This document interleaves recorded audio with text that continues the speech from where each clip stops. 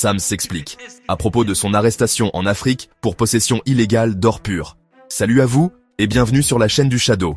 Tout récemment, une vidéo a fuité sur les réseaux dans laquelle on voit Sams en train de s'expliquer sur le plateau de l'émission Parole Véritable.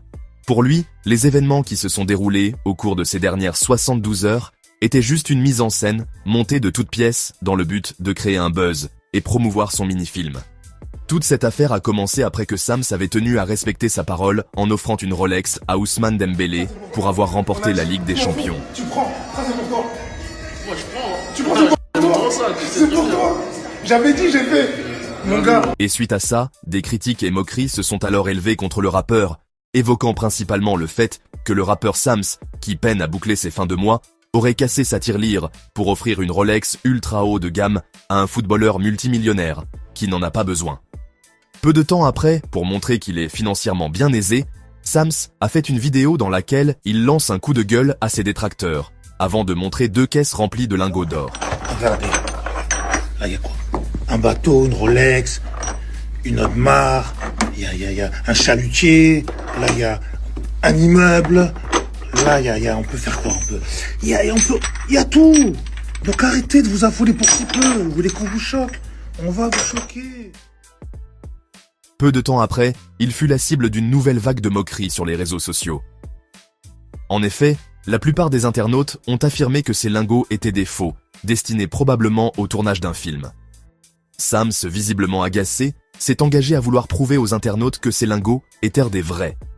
Il a donc fait une autre vidéo dans laquelle on voyait comment ces lingots d'or étaient en train d'être authentifiés. Une autre vidéo dans laquelle on voyait le rappeur en train d'authentifier un gros diamant fut encore publiée pour fermer définitivement la bouche des internautes. Quelques heures après, une rumeur explosive a secoué les réseaux sociaux. Sams aurait été arrêté à l'aéroport international de Freetown en Sierra Leone, alors qu'il s'apprêtait à embarquer pour Paris. Et selon des publications relayées par l'influenceur Aquabeb et d'autres pages communautaires sur Instagram et Facebook, l'artiste aurait été interpellé pour tentative d'exportation illégale de 10 kg d'or pur non déclaré, dissimulé dans ses valises. La toile s'est donc rapidement enflammée, innovant les réseaux sociaux de commentaires moqueurs vis-à-vis de Sams. Sauf que, au lendemain de ce bise, un tournant inattendu est survenu. Sur Instagram notamment, une vidéo publiée en exclusivité sur le compte de Kuntakinte 960 montre Sams dans une ambiance détendue, expliquant que toute cette affaire était en fait une expérience sociale. En effet, il y déclare que son arrestation et tous les événements qui ont précédé étaient montés de toutes pièces. Une mise en scène pour attirer l'attention sur un projet artistique, un court-métrage censé dénoncer certaines réalités. Bref, je vous laisse écouter. Je savais pas. Mais non, je peux pas le mettre dans la confidence. Mais tu sais, Dembélé, moi, carrément, jusqu'à je voulais pas qu'il me follow. C'est fait exprès, ça. Et en fait, il m'a follow après. Pour que les gens ils disent vraiment, il follow même pas. Regarde ce sorcier. Ah, il veut prouver. Parce que c'était dans mon personnage que je jouais dans la vraie vie. Le mec qui a pété les plombs et qui veut prouver et qui part en couille. C'est pour ça que je suis allé de surenchère en surenchère. Tout, Sierra Leone, les pétages, tout, etc. Les gens sont tombés dedans. Et c'est là où après, en fait, j'ai sorti le projet. Ils vont voir qu'en fait, ils ont été pris pour des cons. En fait, c'est une expérience sociale. C'est là où j'ai vu vraiment comment les gens ils sont pieux. Aujourd'hui, quand tu sors un projet artistique, les gens ils ne calculent plus l'artistique, ils calculent que le gossip ou qui a la plus grosse voiture ou qui monte son fiac, etc. Ça veut dire que moi, je suis rentré dans leur jeu. En fait, en jouant le personnage le plus médiocre possible qui rentre dans une sauce où le mec qui part en déchéance, le downfall d'un artiste, regarde, il veut prouver, il est à terre, pour que les gens, en fait, ils mettent l'œil dessus.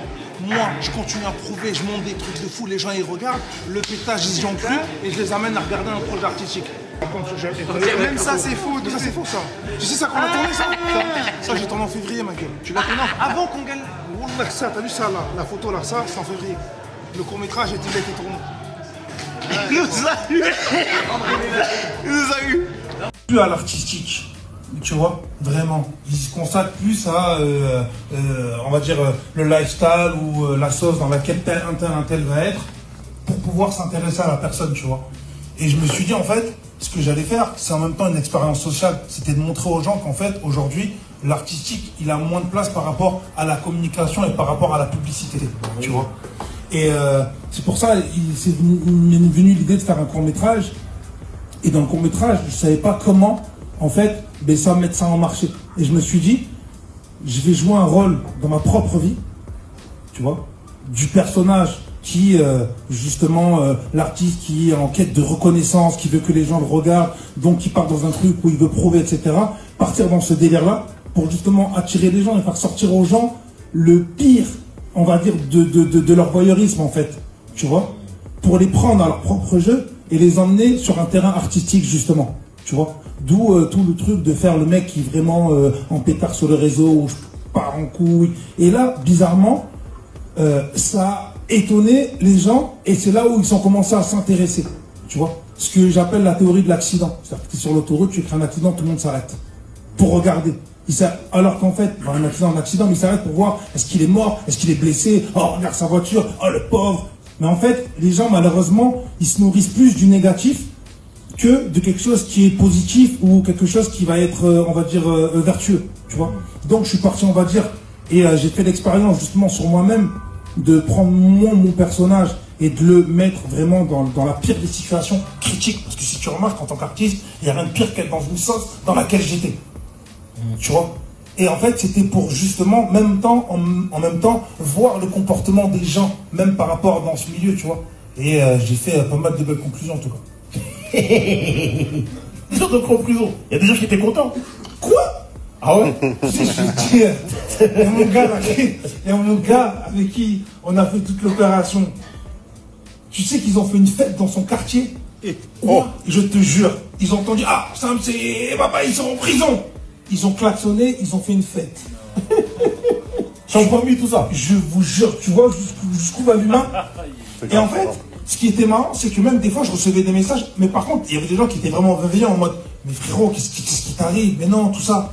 Et il y a des gens qui étaient encore plus vicieux, qui étaient en mode, pourquoi tu fais des trucs comme ça? Tu t'affiches, moi je te dis ça pour ton bien. Et pourquoi tu me dis t'es vénère, frérot? Tu vois? Ou alors des gens qui disaient, non, t'as raison, vas-y, choque-les. Mais par derrière, dans des discussions, ah, regarde-moi ce guignol. C'est fou, en fait. Et le pire, c'est que, malheureusement, là où j'ai reçu le plus de critiques, c'est les gens de nos communautés. Même si tu regardes dans les TikTok, les gens qui font des edits, si tu remarques, la plupart, c'est des gens, c'est les nôtres. Tu vois, c'est les nôtres. Il y a plus de bienveillance de gens qui ne sont pas du milieu hip-hop ou du milieu de notre diaspora que les autres gens. C'est-à-dire qu'en fait, et c'est là la conclusion que je me suis dit, il y a un vrai malaise. Il y a quelque chose de bizarre. Même dans le fait d'offrir un monde, tu sais, en fait, déjà, quand j'ai offert la montre, je me suis dit, je ne dois pas que la donner. C'est pour ça que tu vois, j'arrive en sueur, je fais le mec un peu affolé, tu vois, vraiment pour voir jusqu'où les êtres humains étaient prêts à aller dans leur méchanceté. Et ils se sont défoulés. Mais... Un buzz de plus qui aura bien réussi, au vu de l'engouement qui a été constaté à propos de cette affaire.